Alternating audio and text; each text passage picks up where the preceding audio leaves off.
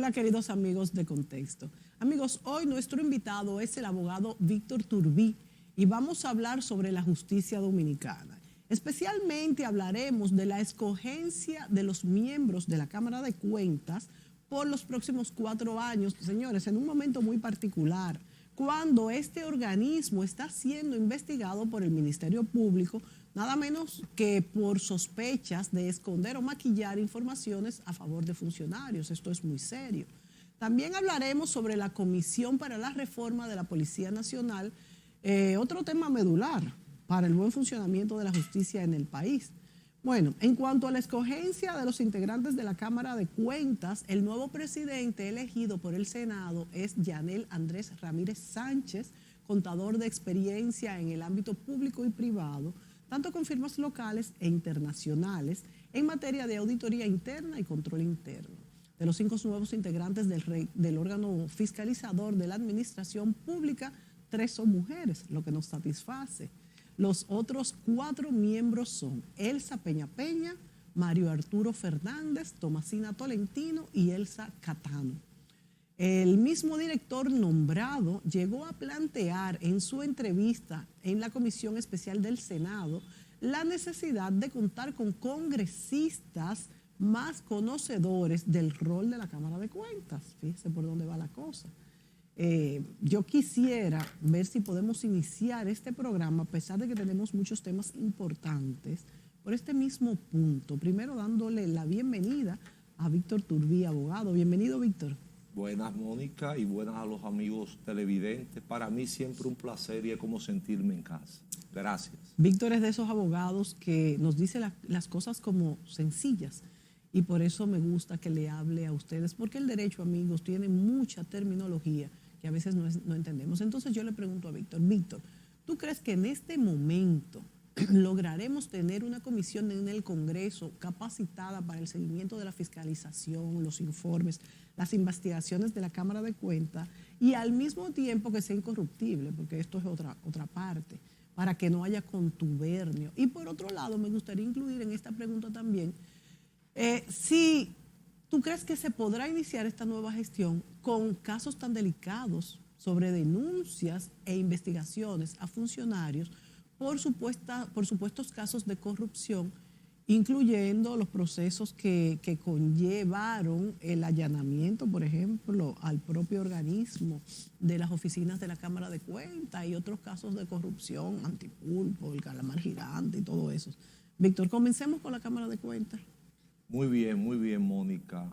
Mire, me parece que la designación de la Cámara de Cuentas es interesante, pero pienso que la cuestión está más allá de lo que se pueda ver en este momento. Históricamente, la Cámara de Cuentas ha tenido unos precedentes que no son buenos. Y qué pena, porque la Cámara de Cuentas tiene un origen, un estirpe desde el mismo nacimiento de nuestra República. La Cámara de Cuentas nace en el 1844 en nuestra Constitución. Lo único que allí se le llamaba Consejo Administrativo, pero tenía este mismo rol de fiscalización del Estado. Y posteriormente pues se hace constar en la Constitución de 1854, la llamada Constitución de Moca. Específicamente, si la memoria no me traiciona, en su artículo 127 se hace constar de manera formal Cámara de Cuentas. Posteriormente vinieron algunas leyes, 388 y otras, hasta que hoy finalmente tenemos la ley 10-04. Pienso que la Cámara de Cuentas tiene un gran reto, porque hoy día debe tratar de buscar una credibilidad de la cual no goza. Y además de una credibilidad, pues tiene que tener una visión diferente para poder jugar este rol tan importante que es la fiscalización de los fondos públicos del Estado. Pienso que debe de iniciar rápidamente con una estructuración de su parte funcional. No es posible tú escuchar a una Cámara de Cuentas que diga: yo no puedo hacer tal auditoría a una institución del Estado porque no tengo personal. es penoso. No solamente personal, sino más bien un personal capacitado. Entonces es un gasto, porque como quiera es un gran gasto en la Cámara de Cuentas. Entonces si no puede hacer su función, entonces todo lo que tenemos no funciona. Entonces ¿para qué nos sirve? Incluso hay otra queja también, Víctor, y es que las cosas se suben al portal muchísimo tiempo después y ya esto no sirve como para tener una información a mano, que también es muy importante. Sí, sí. Y no solamente en el ámbito de su estructuración y funcionamiento, hay muchas herramientas en el ámbito tecnológico que obviamente la deben de implementar. Pero además, en estos tiempos no podemos hacer una auditoría yendo a una institución pública como Cámara de Cuentas, requerirle papel por papel. Claro, claro. Entonces esas son de las cosas claro, que para tener una mejor eficiencia, claro, pues la Cámara de Cuentas tendrá que ver. Reitero, tiene un gran reto. Entiendo que las instituciones nunca buscan apoyo de una población.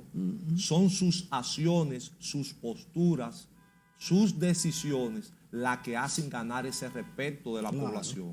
Claro. En tal sentido, si bien es cierto que veo que existen condiciones y cualidades de estas personas que han sido designados, no es menos cierto que ellos no quedan ahí y tienen que hacer un esfuerzo, yo digo, triple, en mayúscula y en negrita, para poder tener un trabajo más efectivo, porque no tenemos buenos ejemplos hasta el día de hoy. ¿Tú dirías entonces que la Cámara de Cuentas nunca ha funcionado como un organismo fiscalizador realmente, Víctor? Mire, en honor a la verdad, desde el punto de vista de su rol y su naturaleza, ha tenido una deficiencia tremenda, iniciando con que hay algunos precedentes de que han sido hasta vistos en un Congreso pasarle un juicio político, lo cual dice mucho de ello, pero que además la Cámara de Cuentas es tan importante que no exceptúa ninguna institución o órgano del Estado de que ella no lo pueda fiscalizar. Claro. Mira a ver si es tan importante. Está sobre cualquier institución. Entonces, ello implica que la Cámara de Cuentas, como órgano colegiado, tiene que pensar y valorar bien lo que es la unidad de criterio. Una cosa es, Víctor, que no tenga los recursos, tanto humanos como económicos, para llevar a cabo estas auditorías correctamente. Y otra cosa es que haya contubernio, que es lo que parece que se está acusando. Entonces, ¿cuál es el caso a tu juicio y cuál mecanismo de control es el que está fallando? No, obviamente que para estas transformaciones de la Cámara de Cuentas se hace menester recursos económicos. Pero antes de ello hay que hacer unos planteamientos de qué se quiere hacer y cómo se quiere transformar. Entonces, a partir de ello, cuando un Poder Ejecutivo y un Congreso Nacional ve estos planteamientos, ve estas herramientas que se ponen en la mesa, ven entonces la posibilidad pues, de asignar más recursos económicos para que pueda tener una efectividad en su accionar. Pero de lo contrario, solicitar solamente recursos para decir somos Cámara de Cuentas y tenemos que llevar a cabo un accionar y un rol, no es posible. Tienen que sentarse y sobre todo unificar su criterio como órgano colegiado, porque ahí que está el gran problema. Cuando es un órgano colegiado implica que la unidad hace la fuerza. La Cámara de Cuentas pasada, la antepasada, su mayor problema ha sido en la unidad, y la unidad implica que si hay que tener un voto disidente, un voto salvado, se tenga, pero al fin y al cabo deben de actuar como cuerpo y no lo han hecho hasta ahora. Así que vamos a ver, vamos a albergar las esperanzas de que la Cámara pueda formular un sinnúmero de políticas públicas a implementar desde su rol, desde su naturaleza, y pueda decir a la población, y más que a la población, a las instituciones encargadas, como el Poder Ejecutivo, el Poder Legislativo, necesitamos más recursos. ¿Para qué? Para hacer esto, esto y esto. Se pueda ganar la confianza y podamos entonces decir, hay una Cámara de Cuentas que comience a hacer un esfuerzo. Hay que colaborar, hay que ayudarla. Víctor, el mismo presidente electo de la Cámara de Cuentas ha dicho que se necesita para que la Cámara funcione un involucramiento de todos los sectores sociales en el país. ¿Por qué? ¿Qué sería lo que cambiaría? ¿Cómo los otros sectores sociales pudieran darle seguimiento a lo que se está haciendo dentro de la Cámara de Cuentas? Y también él ha dicho que hay que fortalecer lo que es la contabilidad gubernamental. Esto sería desde la misma Cámara de Cuentas que se le exija a cada uno de los ministerios y direcciones que en la contabilidad gubernamental se entregue. O sea, ¿cómo sería este proceso? Tanto de involucramiento de otros sectores como de fortalecimiento de la contabilidad gubernamental. Bueno, en el ámbito de la contabilidad gubernamental existen muchas normas, aunque para su implementación y funcionamiento tengan algunas debilidades en cuanto a procedimiento. Pero yo entiendo que eso escapa al rol de la Cámara de Cuentas, en el sentido que si por un lado le exigimos, por ejemplo, a la rama ejecutiva y al Poder Legislativo que puedan cumplir con estos procedimientos, no es menos cierto que la Cámara de Cuentas debe de jugar su rol de fiscalizador y, cómo no, a la vez orientar y fortalecer estos procedimientos, porque nunca las dos ramas, tanto la legislativa como la ejecutiva, van a andar detrás de la Cámara de Cuentas para ello, por cuestiones hasta políticas y de conveniencia. Pero creo que la Cámara de Cuentas debe de entender, frente al momento histórico, frente a la coyuntura en que se encuentra. Si ello es así, entonces trataría de hacer un esfuerzo que vaya más allá de lo que son los procedimientos que normalmente utilizan las ramas, tanto ejecutivas como legislativas. Hay que saber que lo que está en juego aquí son informaciones financieras de todos los estamentos del Estado. Esto es lo que parece que la Cámara de Cuentas no ha tenido recursos, no ha tenido interés, ha habido contubernio, no sé qué es lo que ha pasado, pero aquí es obvio que parece que no hay una transparencia en cuanto a esto, a pesar de que se ha adelantado mucho al respecto, porque todas las instituciones tienen ya portales, también por la ley de contrataciones y compras del Estado también se ha trabajado mucho esto. O sea que no es que estamos en cero, no es eso, es que falta mucho por trabajar, ¿verdad, Víctor? Entonces yo te pregunto, si de lo que se trata es de cómo estas informaciones financieras podrían salir a la luz pública, también se ha dicho que deberíamos de comenzar con las mismas cámaras legislativas, donde hay muchos recursos que no conocemos los ciudadanos en qué se emplean.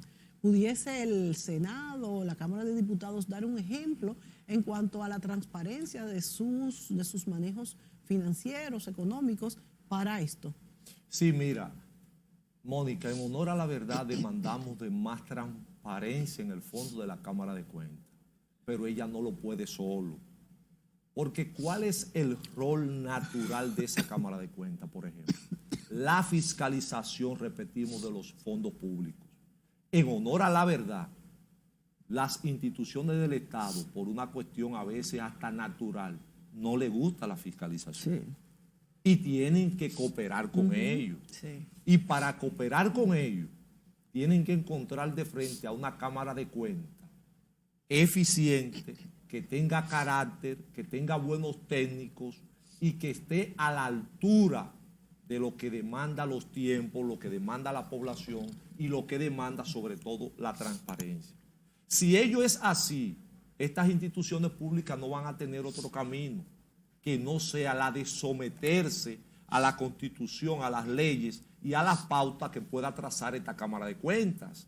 De lo contrario, estaría muy débil la Cámara de Cuentas porque tendría dos problemas.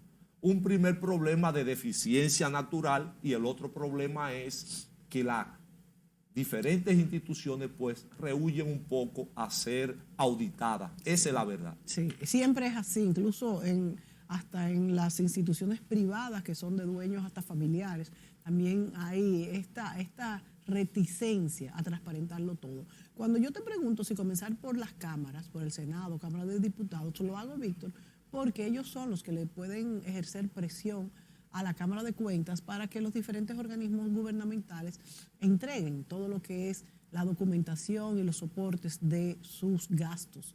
Entonces, por eso te pregunto si realmente el Senado y los diputados estarían dispuestos a que este proceso se dé, porque por algún lado tenemos que comenzar. ¿Y cómo trabaja Cámara de Cuentas, comisión y estas comisiones que se hacen en el Congreso para llevar a cabo estas fiscalizaciones? Mire, en honor a la verdad, aunque sea el Congreso Nacional que apruebe presupuesto anualmente de la Cámara de Cuentas, yo diría que quien tiene que tomar la iniciativa en principio es precisamente la Cámara de Cuentas. ¿Por qué? Porque el propio Poder Legislativo muchas veces no está tan interesado en que se le fiscalice lo que yo manejo. Por eso te pregunto. Entonces, cuando llega la aprobación del presupuesto, son un poquito, como decimos popularmente, tacaños. Pero si la Cámara de Cuentas juega un rol efectivo, responsable, con carácter, pues el Poder Legislativo no va a tener otro camino. Primero que tratar de reconocer que tiene que darle más recursos para fortalecer esa institución. En segundo lugar, tendrá el favor de la población dominicana, que ve que está haciendo un esfuerzo para poder fiscalizar no solo al Poder Legislativo, sino a los demás poderes e instituciones del Estado. Para mí la clave está ahí, es la Cámara de Cuentas que debe dar el primer paso. Claro, no es tan fácil porque tenemos un poder ejecutivo ahí también que formula un presupuesto, va a ser un poco tacañito, repetimos popularmente, pero en la medida que esa Cámara de Cuentas se va ganando respeto, consideración, seriedad, honestidad, en esa misma medida estas instituciones o poderes legislativos lo van a tener que reconocer y la población empoderarse y tratar de ayudar a que ese paso se pueda dar. Víctor, desde hace tiempo, pero también hace poco, Guido Gómez Mazara ha hablado de que él está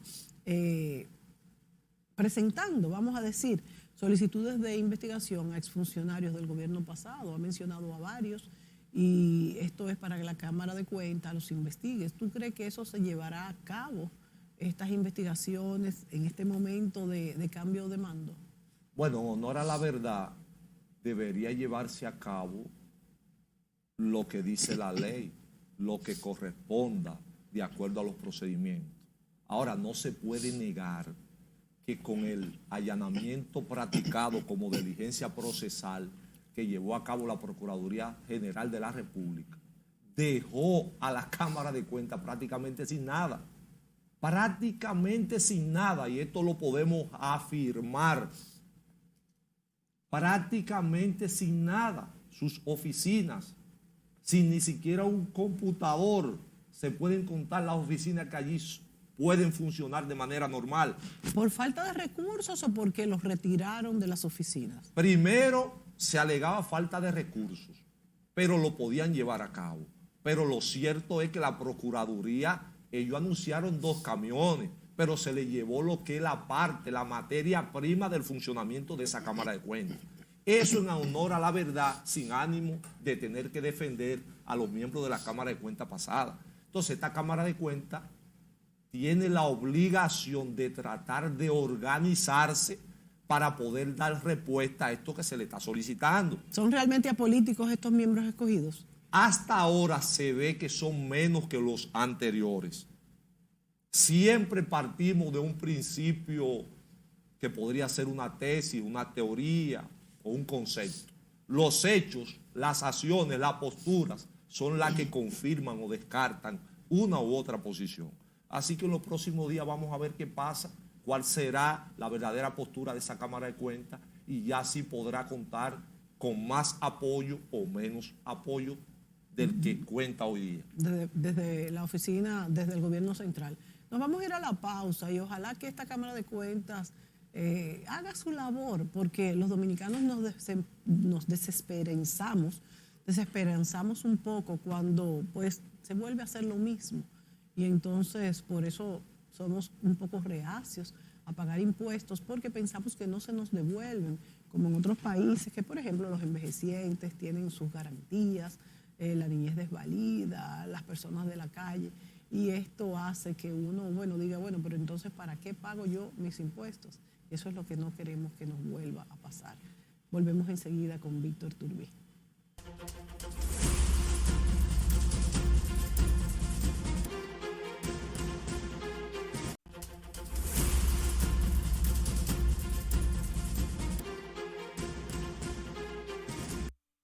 Amigos, hoy estamos con el abogado Víctor Turbí analizando puntos importantes que hacen que nuestra justicia funcione mejor.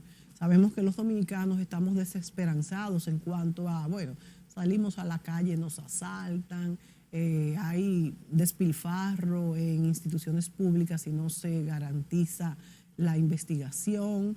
Hay muchísimos aspectos que no están contemplados en nuestro Código Penal. Bueno, en este segmento queremos hablar sobre este Código Procesal Penal, qué está pasando. Tenemos años tratando de que se aprueben estas modificaciones importantísimas porque sabemos que hay delitos que no aparecen en hay muchísimas cosas nuevas que serían aprobados y años van y años vienen y todavía no se ha aprobado. El punto del aborto es importante porque esto ha hecho el retraso, básicamente. Entonces, ¿cuál es la situación en este momento, Víctor, con esto?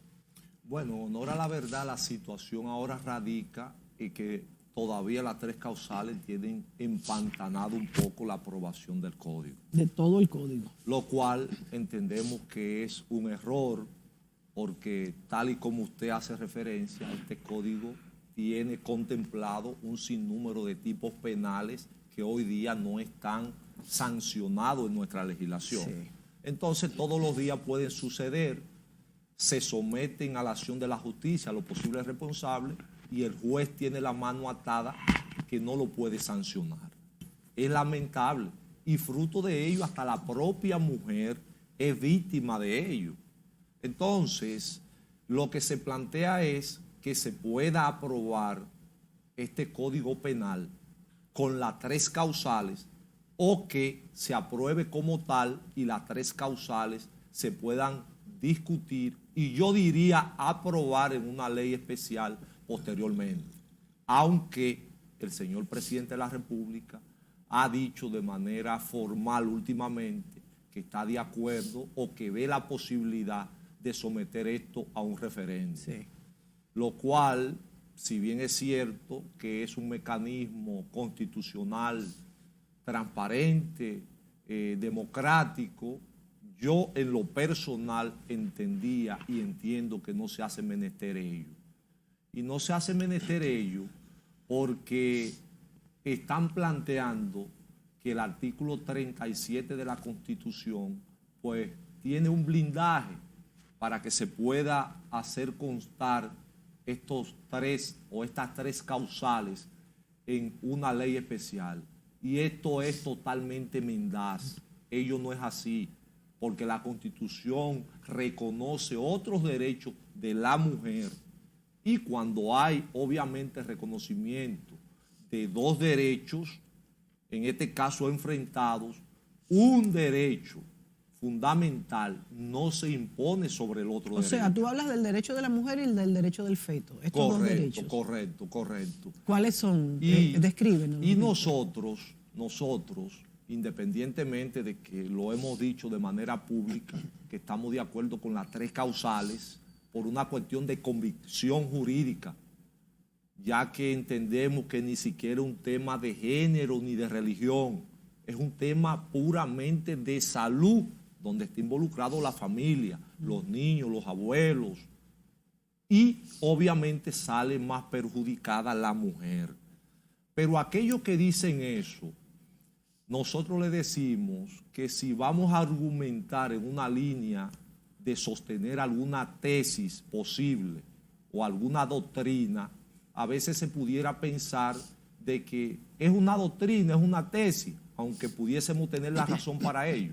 Pero me gustaría, Mónica, si tú me lo permites, con tu anuencia, darle lectura solamente de manera textual, me parece oportuno, a 3 artículos de la Constitución que casi todo el mundo la tiene y que no se podrá decir que es una tesis o una teoría de nosotros, que si bien es cierto que la tenemos, el derecho de poderla sostener, pues es un texto que nos gustaría ver. Muy bien. Así que con tu anuencia, Mónica, por favor, muy bien, Víctor, si me lo permite, ese artículo 37 que se ha hecho referencia, del cual no es posible, entre comillas, según dicen ellos, por estar blindado desde el punto de vista de la concepción hasta la muerte, y que no es posible poder crear estas tres causales en una ley especial, es totalmente mendaz. ¿Por qué? Por lo siguiente. Número uno, ese artículo 37 es cierto que da este derecho desde la concepción. Ahora, la mujer no tiene otros derechos fundamentales reconocidos por esta propia Constitución. Obviamente que sí. Y de manera secuencial, obviamente, vemos el artículo 37, pero no vemos el 38. Que el 38, de manera sencilla, habla de la dignidad humana. Y cuando habla de la dignidad humana, dice que el Estado se fundamenta en el respeto a la dignidad de la persona y se organiza para la protección real y efectiva de los derechos fundamentales que le son inherentes. La dignidad del ser humano es sagrada, sagrada la dignidad del ser humano, innata e inviolable. Su respeto y protección constituyen una responsabilidad esencial de los poderes públicos. Esa dignidad humana que es acreedora a la mujer constituye una responsabilidad esencial del Estado. Pero además de ese artículo 38, el artículo 42 de manera sencilla, y le estoy dando solamente lectura de manera textual para que no se entienda que es una teoría o un concepto de nosotros. Artículo 42 de la Constitución, derecho a la dignidad personal. Dignidad personal. Toda persona tiene derecho a que se respete su integridad física, psíquica, moral y a vivir sin violencia. Tendrá la protección del Estado en los casos de amenaza. Yo quisiera, Víctor, que tú, a pesar de que esto está bastante clarito, tradujeras cómo apoya esto, lo de las tres causales. ¿Cómo lo apoya? Cuando esta dignidad es reconocida en la mujer, implica que tiene un derecho fundamental. Si es violada, por ejemplo. Correcto, violada, incesto, algo por el estilo, como indican las tres especificaciones. Pero además, Mónica, de manera precisa, ese artículo 42, su ordinal 2 dice, se condena la violencia intrafamiliar. Y yo te pregunto, prohibirle a una mujer no abortar con las situaciones de las tres causales, ¿en qué se constituye? Y de género en cualquiera de sus formas, el Estado garantizará mediante ley. Es decir, que este articulado está mandando a una ley a que garantice esa dignidad de esa mujer, que no se contrapone a ese 37. La adopción de medidas necesarias para prevenir y, si fuere necesario, agrego yo, hasta sancionar y erradicar la violencia contra la mujer. Y finalmente, obviamente,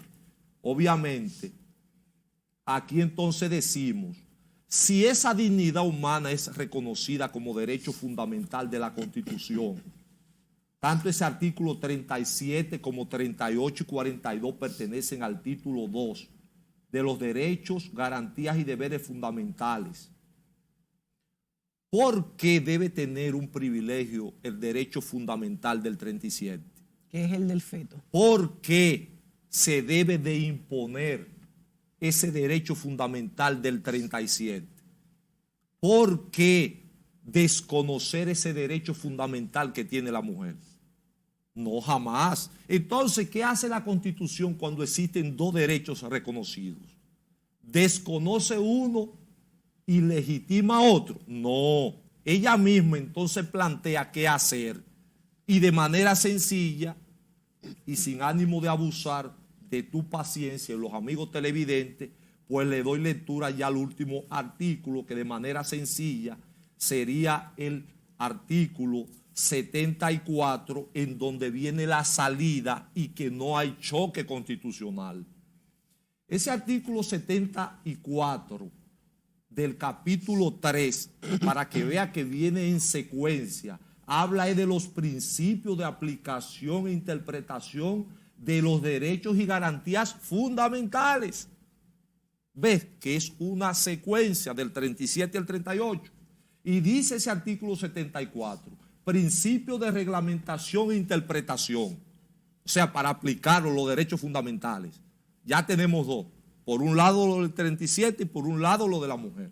Entonces dice, la interpretación y reglamentación de los derechos y garantías fundamentales reconocidos en la presente Constitución se rigen por los principios siguientes. Solamente hago mención de un solo.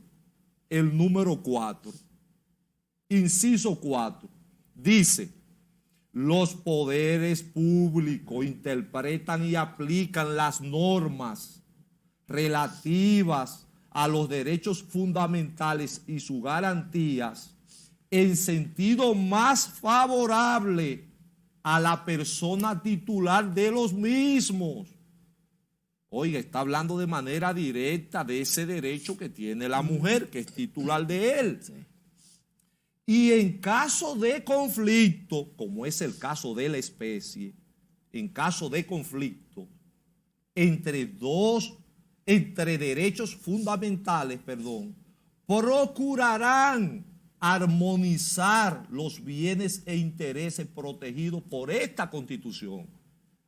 ¿Qué implica? Que viene la salida de proporcionalmente, entonces mediante ley, crear las 3 causales. Exacto. Es decir, que no existe un 37 que esté blindado y que no se le pueda reconocer estos derechos y este problema de salud mediante las 3 causales a la mujer dominicana. Ahora bien, Víctor, las personas que se oponen ante estas 3 causales se basan en que a partir, según ellos, de la aprobación de estas 3 causales, se van a ir muchísimos abortos que no corresponden a estas 3 causas específicas.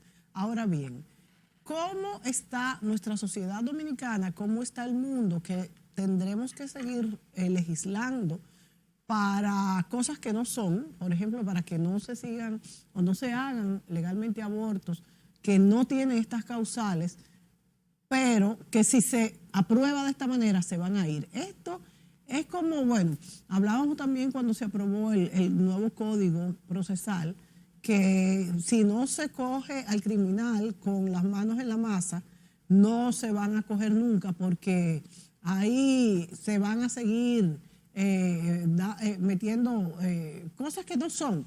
O sea, lo que me refiero es que, por ejemplo, cuando tenemos que coger las pruebas en el momento, es para que justamente inocentes no paguen por culpables. Pues podríamos trasladar esto mismo a lo de las causales. No queremos que se hagan abortos deliberadamente en nuestro país que salen del ámbito de las causales, pero es justo legislar de esta manera. Sí, lo que pasa es, Mónica, que tu pregunta es tan importante que en el fondo, aunque usted no quiera expresarlo así, le da la razón a las 3 causales. Claro. Porque precisamente es una limitante del aborto per se, claro, limitado a estas 3. Entonces, y estas 3, obviamente, son válidas. Son válidas y son reguladas. Claro. Ahora bien, hay algo que sí me ha preocupado, y en honor a la verdad, aunque tenga el derecho para decirlo, fue la postura del señor presidente de la República. En principio, antes de dirigir la cosa pública desde el Poder Ejecutivo, parecería que tenía una postura en respaldo a las 3 causales. Posteriormente tuvo una postura de provida y ahora ha hecho un último planteamiento de un posible referéndum. Él tiene toda la razón. Él lo que dijo, Víctor, fue que él no es la persona para evaluar esto, sino el Congreso. Sí, exactamente.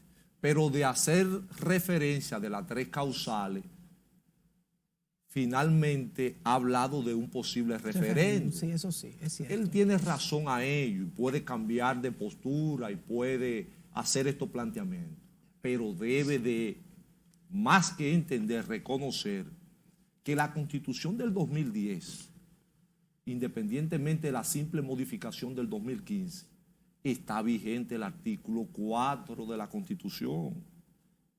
Si ese artículo 4 de la Constitución está vigente, eso implica que la cuestión necesariamente no estaría sujeta a un referéndum y que el Congreso de manera legítima podría aprobar esta ley de la manera sencilla, dice el 4, sin ánimo de abusar, y ya lo dejamos ahí, Mónica.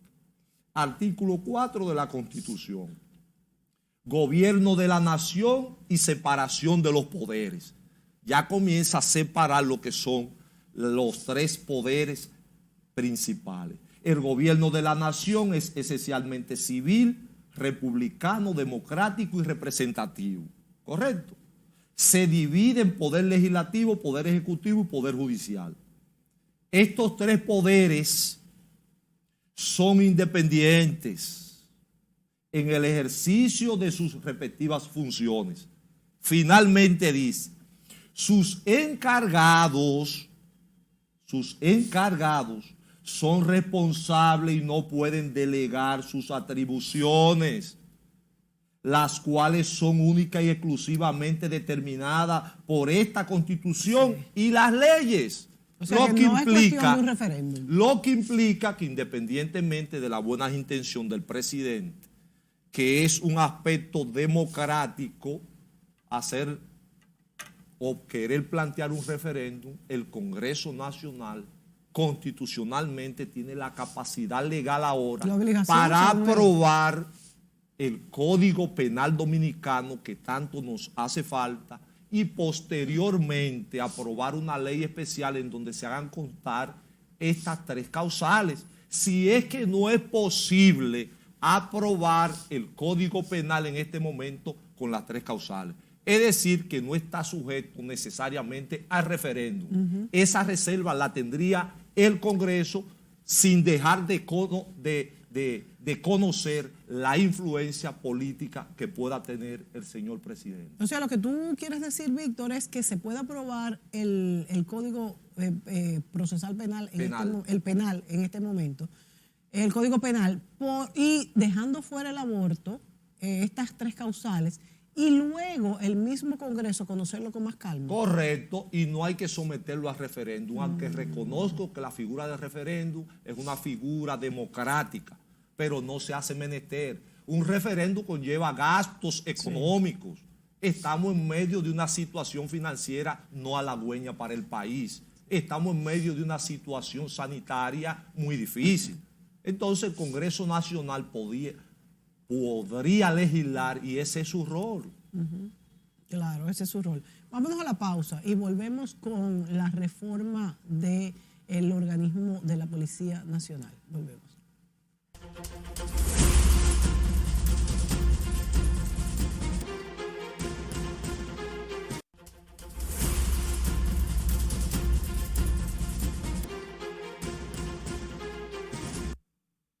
Amigos, continuamos con Víctor Turbí, abogado, y en este programa seguimos abordando temas de cómo mejorar lo que es la justicia en el país. Sabemos que hay una nueva comisión conformada por el Poder Ejecutivo para la reforma de la Policía Nacional. Tenemos profesionales muy agudos, vamos a decir, muy especializados en distintas ramas para que esto se lleve a cabo. Esto es algo que de hecho debió haberse hecho hace mucho tiempo. Se están solicitando diagnósticos, se están solicitando toda una auditoría a propósito de la Cámara de Cuentas, que es quien la debería hacer también, toda una auditoría de cómo se utilizan los recursos en la Policía Nacional para con estos datos poder hacer un diagnóstico real de qué es lo que está pasando. No quiere decir que vayamos a cambiar la policía de buenas a primeras. La policía tenemos que entender que es un organismo que no es militar, la policía es civil, porque defiende, la idea es que la policía defienda a nosotros, los ciudadanos dominicanos, no es como la Fuerza Aérea, la Marina y demás, que defienden a lo que es el territorio. Víctor, ¿cuáles son los puntos más importantes ante esta comisión que debe de enfocar? ¿Qué debe de salir de ahí? Si tenemos que hacer una auditoría en cuanto a la utilización de los recursos y si realmente tú consideras que la policía, que ha venido funcionando con mucha precariedad en los últimos años, desde hace tiempo, realmente en este momento va a funcionar lo que es esta comisión, que la va a guiar, que va a señalar los puntos. ¿Es la misma policía, es la misma sociedad? ¿Qué podemos esperar de esto? Bueno, en principio hay que decir que es una iniciativa importantísima la creación de esta comisión, independientemente de que entendíamos que ya lo que se iba a poner en marcha era alguna política pública de Estado para poder mejorar la institución que ya estaba preparada, que se había planificado, pero parecería que no lo es así. Lamento la cuestión del tiempo, eso es lo único que me preocupa. Me preocupa porque en este momento estamos hablando aproximadamente de 8 meses de gobierno. El decreto le da 1 año a esta comisión para hacer esta presentación, este diagnóstico, digamos así, y puede pues solicitar algunos meses más. Ojalá que lo haga antes de ese tiempo y que no tengamos que esperar casi 2 años para poder detectar estos quizás perfiles, protocolos y deficiencias o fortalezas de la actual Policía Nacional. Porque si ello es así, se va a concluir obviamente con la inminente propuesta de una reforma a la ley orgánica actual, la 590. Y si se concluyese así, obviamente, si esta ley va al Congreso, pues estaríamos frente casi a otro año. Entonces, estaríamos sumando prácticamente 3 años. Y 3 años estamos a la vuelta de la esquina de un proceso electoral. Sí, pues casi nos quedaríamos sin unos perfiles serios en cuanto a la Policía Nacional. Esto es lo que me preocupa. Pero después la iniciativa es excelente, es buena. En la comisión hay muchas personas valientes, buenos. Hay otros que de manera particular, si me habían preguntado, yo digo no debe de estar ahí, quizá algún técnico de ese sector. Pero en definitiva es buena la iniciativa. Ahora bien, de manera concreta, una reforma policial hay que ver una multiplicidad de factores, porque la seguridad de un Estado no solamente descansa en una buena policía. Esto debe de ir acompañado, o esta buena policía debe de ir acompañada de un sinnúmero de políticas públicas de Estado que puedan a la par lograr los objetivos y diseños que ha hecho en este caso la rama ejecutiva, el Estado. Tenemos una policía que por décadas ha traído una cultura que no es tan fácil de romper. Y hoy podemos decir y apostamos a la tecnificación, automatización, todo eso. Pero hay un elemento que debemos de ver en principio, que es el aspecto salarial. ¿Por qué, Mónica, el aspecto salarial? Independientemente de que crea en los demás elementos que te he hecho referencia. Cuando un policía sale a la calle y piensa que los alimentos que dejó en la casa no son suficientes, no tiene una buena actitud frente a la ciudadanía. Cuando piensa que el propietario de su vivienda que está alquilada ya pasó 1 o 2 días antes y que la esposa lo está esperando o que él se va a dar cuenta que le va a cobrar, no tiene una buena actitud. Cuando un policía piensa que, como popularmente ellos dicen, no han dado el pedido de rigor y solamente tengo 3 vestimentas y ya se me están poniendo un poco en malas condiciones, no piensa bien. Entonces, pienso que se hace menester, necesario, obligatorio, una buena alza salarial para que este policía pues, pueda sentirse empoderado. ¿Empoderado de qué?